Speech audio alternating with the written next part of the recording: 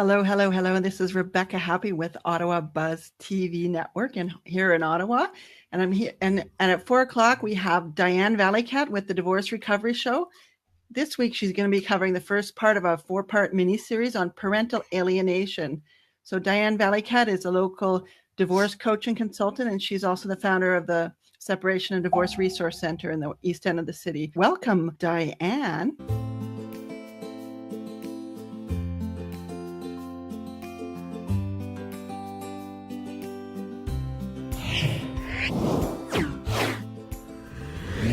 So good to have you back this week.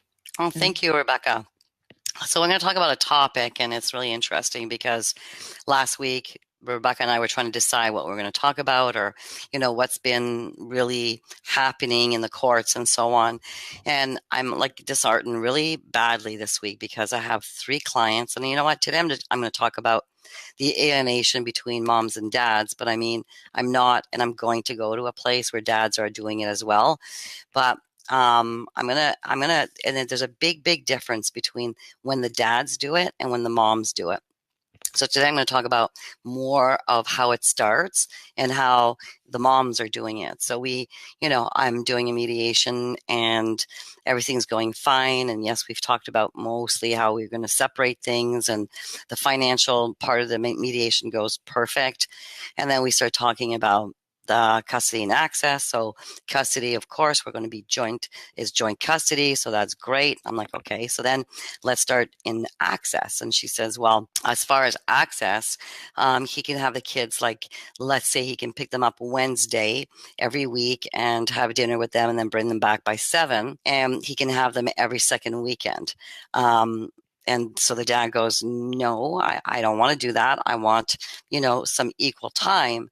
Unfortunately, dad has hours, like he has to start at 7:30 in the morning, or 7 in the morning, I guess, and he finishes at 5:30. So she starts going on about, you can't have them because you can never bring them to school, and by the time that you come back home, it's 6 o'clock, and that's too late. And then he says, okay, he goes, fine, I'm going to hire a nanny and have someone in the morning to be able to send them to school, and in the evening pick them up at daycare or pick them up after school, bring them home, start homework and supper, and then I'll get in and I'll do the baths and put them to bed.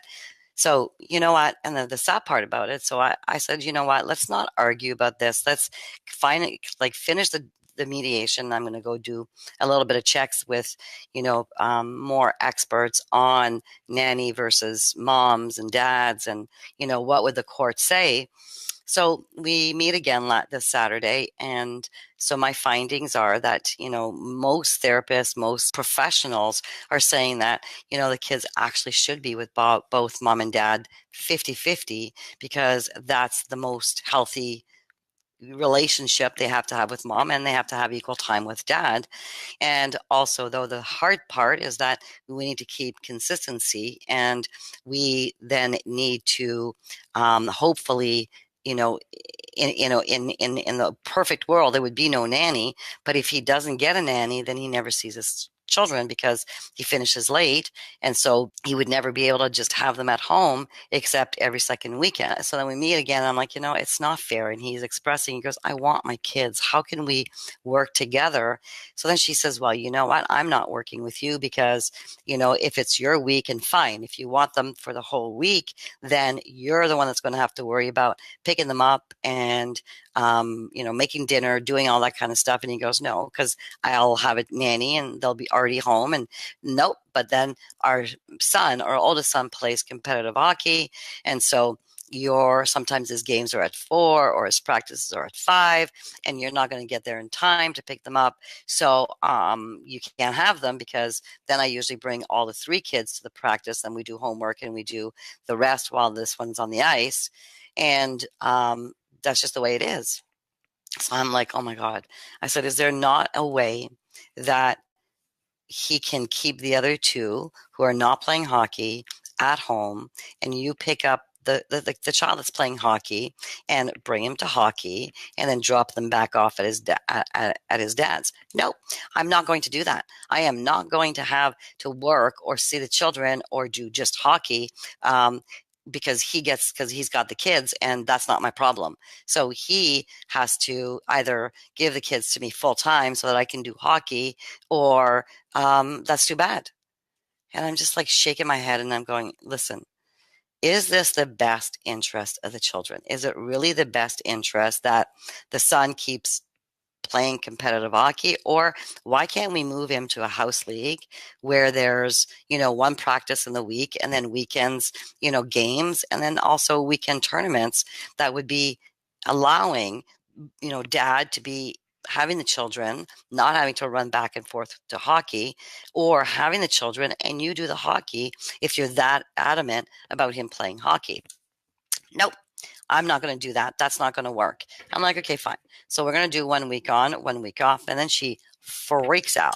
You know what? I can't live in the district where the kids are going to school if I don't have full-time child support. So I'm like, ah, ha, ha. So here we are now. Yes, the children. Yes, she wants her kids. But the best interest of her is that in order to stay in the same district as where the kids are going to school, she needs full child support. And that looks like $1,700. And if she has the kids 50-50, then she ends up having to pay child support on the offset balance. And so it all unfolds, right? So now we're not only pissed because no, I'm not going to bring the kids or take care of the oldest to play hockey. Now I'm not going to get child support. I'm not going to be able to live in the house that I want or in the district that I want. And then she lawyers up, right? And it's like, then our system, what will happen now is that the system, she'll go see a lawyer. The lawyer's going to send the husband a package. He's going to have to go see a lawyer, and they're going to fight and fight for the same, week on, week off. And it's going to end up probably in a case conference at in court. And in court, when it comes to custody and access like that, the judge is not going to make a ruling. He's not going to say, well, this is what I think. They may just give an opinion, but there's not going to be a ruling. And so from there, and if they want to, if the dad wants to continue fighting, it's going to cost him $50,000-$60,000 because she'll probably take it all the way to trial, and trial is in a year from now. And so in between, what do we do? Right? What do we do in between? And I'm floored because I'm getting so many moms like this. And it's like, why can't we just work together?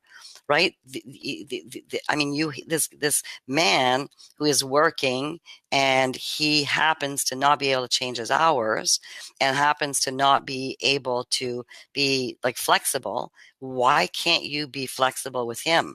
And why can't we do something that would be the best outcome for these children?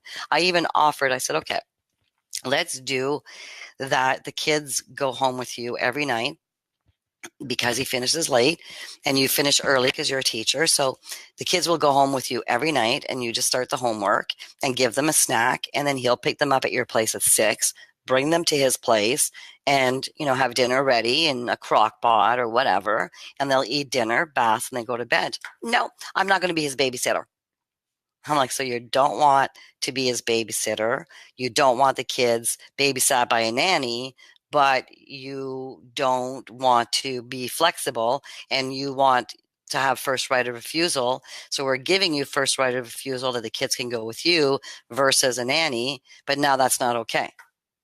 And I'm shaking my head. It's like, what do we do with this? Right. And I know she left really, really upset. And now we're in a standstill where she's probably talking to lawyers or talking to a lawyer who's going to agree with her and say that we can fight this or you can win this. But in the meantime, the kids are being, it's all tension between the two of them and they're yelling and screaming at each other. The house is sold, so the kids know they're moving. The kids don't know where mommy or daddy are going to be because they can't get along long enough to decide what district they're going to live in.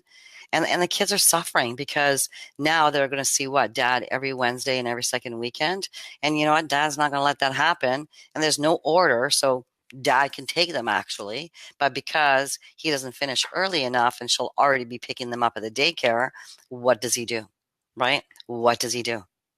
And he's completely powerless in this because he doesn't finish till 5:30 by the time he gets out, and he works far, so he gets home 6:15, 6:30, the earliest. And so by that point she's already gone to the daycare, she's picked up the children, they're home.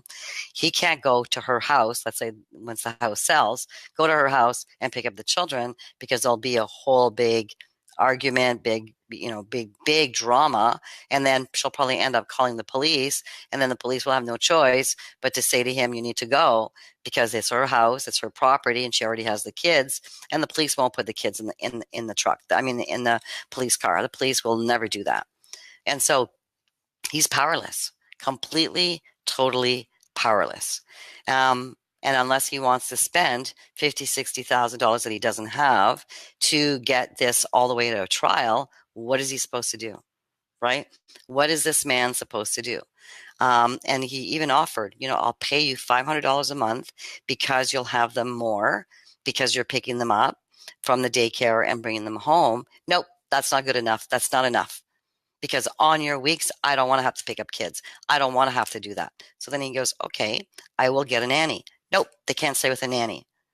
And you're just like, oh my God, I cannot believe this is happening. And this is not my first case. This has been kind of the theme this past month. And I was talking to a couple of other lawyers, and they're saying we're dealing with the same thing. We're dealing with moms that refuse. And then at some point, it was really interesting, while they're arguing, right, and emotions are going high, she's like, they're my kids. And it's just like, no, actually, they're not your kids. They're both your children. And if you actually love these kids, you would make sure that they get to have a dad 50% of in their lives, so that they don't feel that dad didn't fight for them. Right? Because in the end, when we don't work together as parents and we don't try to find the best outcome for the both parents, who gets caught in the middle of this? First of all, is the children. And you will never have a good co-parenting or a good relationship after that. You've had to bring, the dad had to bring mom to court and then go all the way to trial. Then there's hate and there's resentment and there's, all of those feelings that come along with it from the beginning to the end of waiting for trial. And then in the end, if dad wins, then there's a whole bunch of, your dad did this to me, and your dad, took you guys away from me because, blah, blah, blah. And then the children get to a place they just don't know who to believe, and they don't know what to feel. And in the end, the kids pay. And a lot of people say, you know what, the kids are, there's a word, they're resilient. Kids are not that resilient. Kids are really not that resilient. They remember the fights. They remember, the tension. They remember everything that happened. And they feel when they go to dad's, they're guilty because, dad won in court and mom's upset. And dad's upset because he doesn't get to see them as much, and he has to almost go through her to get an okay to come pick up his own kids, right? And all of this too was caused because she's adamant that he continues in competitive hockey, which I know he was doing, but when you have an income household of $200,000 and you split that, and mom makes 100 and dad makes 100, oftentimes there's no room for competitive hockey when you have two other kids, and there's no time in the schedule when dad is able to really be there for 4 o'clock or 5 o'clock because he can't finish early. So what does he do? What does he do? Does he just give up because his son has to play hockey and mom won't cooperate?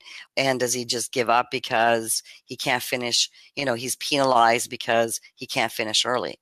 Or, like he was saying, okay, I'm going to quit my job. I'm going to go try to find a job that pays like $40,000, and I'm going to work from 9 to 5, and I'm going to be able to have my kids, and you're going to pay me $600 of child support. Then do that. And it's just like, oh my God, this is not true. This is not happening. And you know what? And then if dad does that and quits his job, gets half the money that he does in his job, then the court may also say, well, you need to, you're able to make X amount of dollars. That's the kind of job that you should be finding. And it's like, seriously? So all that to say that it's a really big really big topic.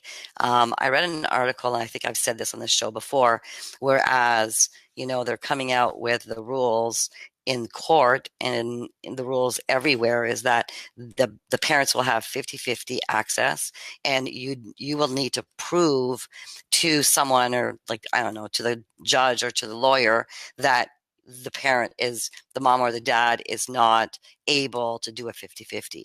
But the ruling coming out of the gate at 50-50 is going to save so much time in courts, and so much time, money spent with lawyers going back and forth, all the parenting coordinators. Like, people don't understand just how bad this is. So all that to say that if you're separating, and I know, oftentimes I'll hear people say to me, especially moms, like, he wasn't even there for the kids and now he wants to be. That line's not always true either, because, a lot of times is that he wasn't there because he was working, and you obviously finished earlier. So of course you did all of these things, but it's not because he chose not to be there. Right? That's not a choice. This is ours, and that's what happened, and this is what's been happening for 10 years. Or she'll say, well, he was out of town all the time. Well, yeah, his job brings him out of town, on months like that he's working out of town, and he would come home every weekend, and he would be present every weekend, but that doesn't count when they're separating. So tip for the day is, can you please get to a place to understand that the children need both parents. They need both parents. If they didn't choose to separate, they didn't choose to pick between a parent. They want both mommy and daddy. And when we put one parent down, you're putting a part of your children like down as well. And so, I know that there's a whole bunch of animosities and there's a bunch of stories around access to the children, but let's be cognizant that these kids need both parents. So next week, I'm going to talk about a book that a judge wrote on parent alienation, and I'll give you guys a whole new take on how bad parent alienation can go.